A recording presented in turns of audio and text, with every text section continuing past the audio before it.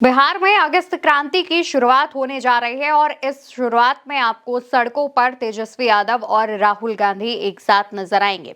जी हां दोस्तों, तेजस्वी यादव ने इस बात का ऐलान किया है कि जल्द ही बिहार में एक यात्रा की शुरुआत होगी जो बिहार के 9 प्रमंडलों में निकाली जाएगी और इस यात्रा में उनका साथ देने के लिए तमाम बड़े नेता भी पहुंच रहे हैं। खास तौर पर राहुल गांधी इस यात्रा में तेजस्वी के साथ शामिल होंगे। बिहार के उज्ज्वलत मुद्दे हैं, जो जनता के मुद्दे हैं, या जिस प्रकार से वोटर्स के नाम को काटा जा रहा है, इन तमाम बिंदु को लेकर के हम सब लोग जो है जनता के बीच जाएंगे और इस यात्रा में राहुल गांधी जी भी शामिल होंगे। दोस्तों, प्रेस कॉन्फ्रेंस करते हुए तेजस्वी यादव इस बात की जानकारी देते हैं कि वो जनता के मुद्दे को लेकर के सड़कों पर निकलेंगे और जनता को अवगत कराएंगे या बताएंगे कि कैसे बिहार सरकार उनके साथ भेदभाव कर रही है, कैसे बिहार सरकार तमाम चीजों में भ्रष्टाचार कर रही है और तमाम मुद्दों को घेरते हुए तेजस्वी यादव और राहुल गांधी एक साथ सड़कों पर उतरेंगे।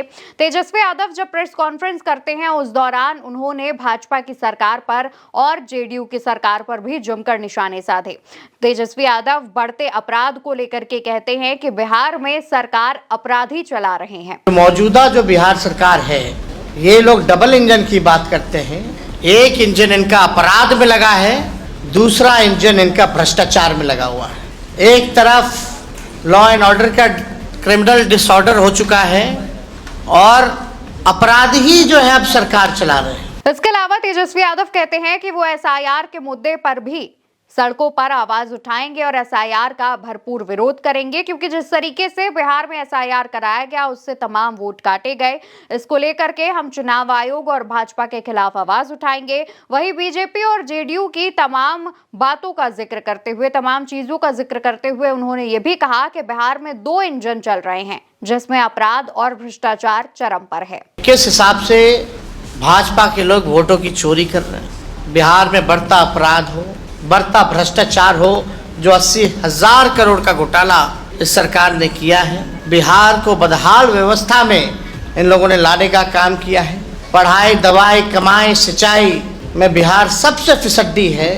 पलायन, गरीबी में आप देखिएगा, बेरोजगारी में बिहार जो है सबसे आगे है। वहीं तेजस्वी यादव अपने एक पोस्ट में बिहार सरकार पर निशाना साधते हैं और बिहार की मौजूदा सरकार को नकलची सरकार बताते हैं। तेजस्वी यादव एक पोस्ट करते हैं जिसमें लिखते हैं, मैंने 17 महीने स्वास्थ्य मंत्री रहते आशा एवं ममता कार्यकर्ताओं की प्रोत्साहन राशि बढ़ाने की प्रक्रिया शुरू की थी जो अंतिम स्टेज में थी, लेकिन तब तक सरकार और मुख्यमंत्री आदतन पलटी मार गए। ये निकम्मी एनडीए सरकार उस पर भी 2 साल से कुंडली मारकर बैठी रही। अब आखिरकार इन्हें आशा एवं ममता कार्यकर्ताओं की प्रोत्साहन राशि बढ़ाने की हमारी इस मांग के सामने भी झुकना ही पड़ा। तेजस्वी आगे लिखते हैं, यहां सरकार ने चालाकी करते हुए हमारी इस मांग को पूर्ण रूपेण लागू नहीं किया। इनको प्रोत्साहन राशि नहीं बल्कि मानदेय मिलना चाहिए। हम इन्हें मानदेय देंगे। अब इस सरकार को आंगनवाड़ी सेविका, सहायिका और रसोईया के मानदेय में भी बढ़ोतरी करने की हमारी मांग को भी मजबूरन मानना ही पड़ेगा। हमारे 17 महीने के अल्प कार्यकाल में ही हमने विकास मित्र, शिक्षा मित्र, टोली सेवक, तालीमी मरकज और पंचायती राज जनप्रतिनिधियों का मानदेय बढ़ाया था। आगे लिखते हैं, हमारी मांगों, घोषणाओं, वादों और इरादों और दावों को देखकर इस नकलची, थकेहारी, दृष्टिहीन और विजन रहित सरकार का डर देखकर अच्छा लगता है। ये डर अच्छा है, लेकिन 20 साल तक क्या ये मूंगफली छील रहे थे? यही सरकार, इनके नेता, मंत्री और अधिकारी जो हमारी घोषणा का मखौल उड़ाते थे, अब सत्ता जाते देख दौड़ रहे हैं। सब कुछ तेजस्वी का ही नकल करोगे या अपनी भी अक्ल लगाओगे? तेजस्वी यादव लगातार पिछले कई समय से बिहार की मौजूदा सरकार को नकलची सरकार बताते आए हैं। तेजस्वी यादव ने कई जगहों पर इस बात का दावा किया है कि नीतीश कुमार की सरकार पर अपना कोई विजन नहीं है, अपनी कोई प्लानिंग या रोड मैप नहीं है और इस वजह से तेजस्वी यादव या महागठबंधन की तरफ से जो ऐलान किया जा रहा है उन चीजों को बिहार सरकार या तो लागू कर दे रही है या फिर उन मांगों को मान ले रही है जिससे चुनाव में वो मुद्दा खत्म हो जाए। और इसको लेकर के इस बार भी तेजस्वी यादव यादव ने नीतीश कुमार की सरकार पर निशाने कसे हैं और तमाम आरोप भी लगाए हैं। साथ ही साथ आपको बताते चले कि तेजस्वी यादव ने बिहार में एक बैठक की थी। बैठक में महागठबंधन के तमाम नेता शामिल हुए थे और इस बैठक के बाद प्रेस कॉन्फ्रेंस करते हुए तेजस्वी यादव ने अपनी यात्रा की जानकारी दी। ये भी बताते चले कि बैठक में जब मुकेश सहनी मौजूद नहीं थे तो उनकी गैर मौजूदगी को देखते हुए तमाम सवाल उठे थे। इस पर भी सवाल किया गया, इस पर भी सियासत शुरू हो गई है। कहा जाने लगा है कि मुकेश सहनी महागठबंधन का साथ छोड़ सकते हैं। हालांकि इस बारे में हम आपसे किसी और वीडियो में बात करेंगे, लेकिन महागठबंधन की ये जो यात्रा है जो कि बिहार में अब शुरू होने जा रही है, उसका कितना इंपैक्ट पड़ेगा वो भी देखने वाली बात होगी।